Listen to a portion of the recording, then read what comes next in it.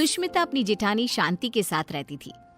दिखाने को दोनों देवरानी जेठानी एक दूसरे से बहुत प्यार करती थी, लेकिन देवरानी जेठानी के बीच की लड़ाई उन दोनों के अलावा अगर कोई जानता था तो वो थे उनके पति।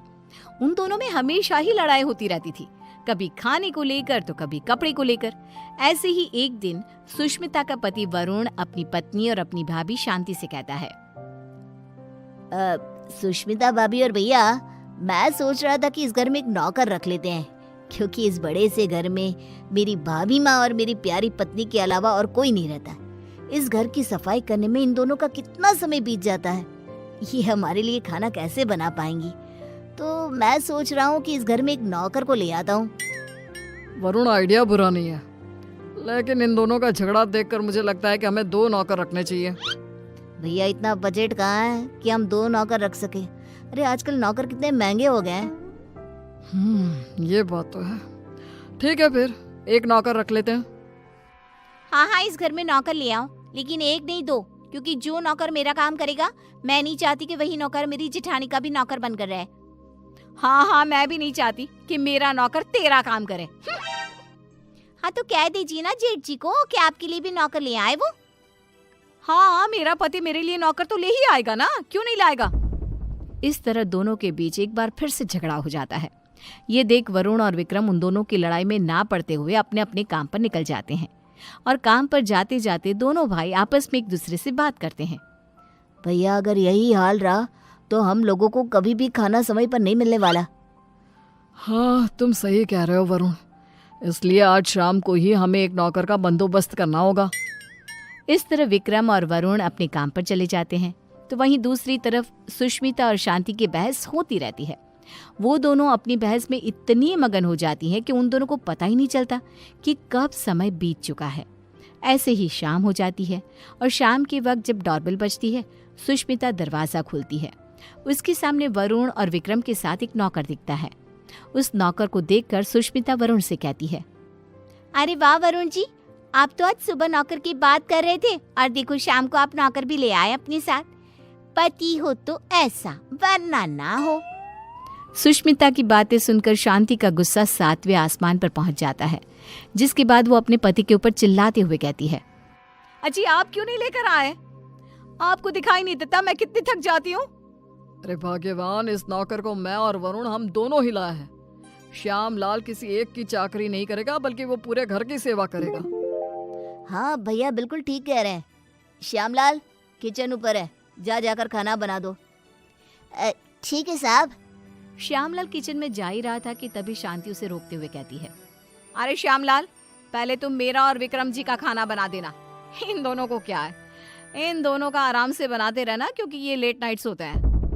ठीक है मैम साहब। अरे ऐसे कैसे? श्यामलाल, पहले तुम मेरा खाना बनाओगे। बेचारा श्यामलाल उन दोनों की बात में फंस जाता है। वो सर पर हाथ रखकर बैठ जाता है, क्योंकि उसे समझ में ही नहीं आ रहा था कि पहले किसका खाना बनाया जाए। ये देख अब विक्रम श्यामलाल का समय फिक्स कर देता है, और अपने समय अनुसार श्यामलाल अपना काम करता है। कुछ दिन तो घर में शांति का माहौल बना रहता है, लेकिन एक दिन श्यामलाल कपड़े धोने के लिए सुष्मिता के पास जाता है और उसे कहता है, बेन साहब, कपड़े धोने के लिए हैं तो आप मुझे दे दीजिए, मैं अभी आपके कपड़े धो देता हूँ। उसकी बात सुनकर शांति आती है और उसके ऊपर चिल्लाते हुए कहती है, श्यामलाल, तुम पहले मेरे कपड़े धोगे। अगर तुमने मेरे कपड़े नहीं धोए तो मैं तुम्हें नौकरी से निकाल दूंगी। जी, नाम तो आपका शांति है, लेकिन आपके अंदर ना शांति नहीं है बिल्कुल भी। अरे इस समय वो मेरे कपड़े धोएगा। हाँ, श्यामलाल उन दोनों की बातें सुनकर फिर से एक बार फंस जाता है। दुखी होते हुए कहता है, मैम साहब, आप दोनों ही मुझे अपने कपड़े दे दीजिए, मैं एक साथ कपड़े धो दूंगा। नहीं, हमारे कपड़े एक साथ नहीं धुलेंगे। नहीं, हमारे कपड़े एक साथ नहीं धुलेंगे। उनकी बात सुनकर श्यामलाल बेचारा एक बार फिर कंफ्यूज हो जाता है, और वहां से मुंह लटकाए नीचे किचन में जाकर काम करने लगता है। ऐसे ही समय बीतने लगता है, और एक दिन श्यामलाल शांति के कमरे में कुर्सी पर खड़ा होकर पंखे को रगड़ रगड़ के साफ कर रहा था। ये देख सुष्मिता नौकर के ऊपर चिल्लाते हुए कहती है, श्यामलाल, तुमने आज तक इस तरह से मेरे कमरे की सफाई तो नहीं करी। अरे ऐसी कौन सी मेहरबानी करी है जेठानी जी, जो तुम उनके कमरे की इतने अच्छे से सफाई कर रहे हो। श्यामलाल कुछ बोलता तभी शांति आ जाती है और सुष्मिता को जवाब देते हुए कहती है, देवरानी जी, आप कुछ नहीं बोल सकती क्योंकि अभी आपके कमरे की सफाई का समय नहीं आया है, तो आप मेरे कमरे में आकर अपना लेक्चर मत दो श्यामलाल को। सुष्मिता मुंह बनाते हुए वहां से अपने कमरे में चली जाती है। कुछ समय बाद श्यामलाल सुष्मिता के कमरे की सफाई करने आता है। सुष्मिता श्यामलाल से अपने दरवाजे को भी घिसवाती है और अपने शीशे को भी चमकवाती है। कभी अपने कमरे के फर्श को अच्छे से रगड़वाती है और इस तरह श्यामलाल पूरी तरह से फंस जाता है। उसे समझ में ही नहीं आ रहा था कि इन दोनों को कैसे संभाला जाए, लेकिन वो बेचारा करता भी क्या, मजबूर था। ऐसे ही एक दिन श्यामलाल बाजार से सब्जियां लेने जा रहा था, तभी वो खुद से कहता है, क्यों ना मैं एक ही समय पर दोनों मेम साहब की सब्जियां ले आऊं और दोनों को अलग अलग समय पर दिखा दूंगा कि मैं अलग समय पर यही सब्जियां लेकर आया हूँ। यही ठीक रहेगा। इस तरह श्यामलाल सब्जियों को लेकर आ जाता है, लेकिन जैसे ही वो घर में घुसता है वैसे ही उसके सामने सुष्मिता और शांति खड़ी होती है। ये देख श्यामलाल के पसीने छूट जाते हैं। ये देखकर सुष्मिता कहती है, क्यों श्यामलाल, तुम्हारे पसीने क्यों छूट रहे हैं? तुमने कोई गलत काम किया है क्या? श्यामलाल, मैंने कितनी बार मना किया था कि इसके काम के साथ मेरा काम नहीं करना, लेकिन तुमने फिर से वही किया ना जो तुम्हें नहीं करना था।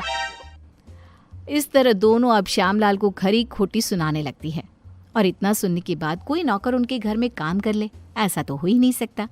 इसलिए श्यामलाल ने जवाब देते हुए उन दोनों से कहा, मेम साहब माफ करना, लेकिन मैं आपके घर में और काम नहीं कर सकता क्योंकि एक ही काम दो बार करना बड़ा ही मुश्किल हो जाता है।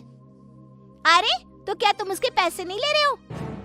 उसकी ये बात सुनकर बेचारा श्यामलाल चुप हो जाता है और ना चाहते हुए भी उन दोनों का काम करना पड़ता है। अलग अलग समय पर एक ही काम 2 बार करता हुआ खुद को देख वो बहुत परेशान होता रहता है। परेशान होकर विक्रम और वरुण के पास जाता है और कहता है, साहब मैं और काम नहीं कर सकता, यहाँ एक ही काम 2 बार करना पड़ता है। अरे एक काम अगर कोई 2 बार करेगा तो परेशानी हो जाएगा ना, इसलिए मैंने अब ठान लिया है कि इतने कम पैसों में मैं नहीं काम करने वाला। अगर आपको काम करवाना है तो आप किसी दूसरे नौकर को ढूंढ लो। मैं तो यही सलाह देना चाहूंगा कि आप दोनों अपनी अपनी पत्नियों के लिए अलग अलग नौकर रखना, वरना उस बेचारे का भी मेरे जैसा ही हाल हो जाएगा। इतना कहकर श्यामलाल उनकी नौकरी उनको ही सौंप कर चला जाता है। इस तरह बेचारे वरुण और विक्रम परेशान हो जाते हैं। कुछ समय बाद उन दोनों की पत्नियां हॉल में आती है और अपने पतियों से कहती है, अरे श्यामलाल कहाँ है? अरे श्यामलाल कहाँ है? दोनों भाई एक दूसरे की तरफ देखते हैं और कहते हैं, वो काम छोड़कर चला गया। तुम दोनों ने उसके नाक में दम कर रखा था।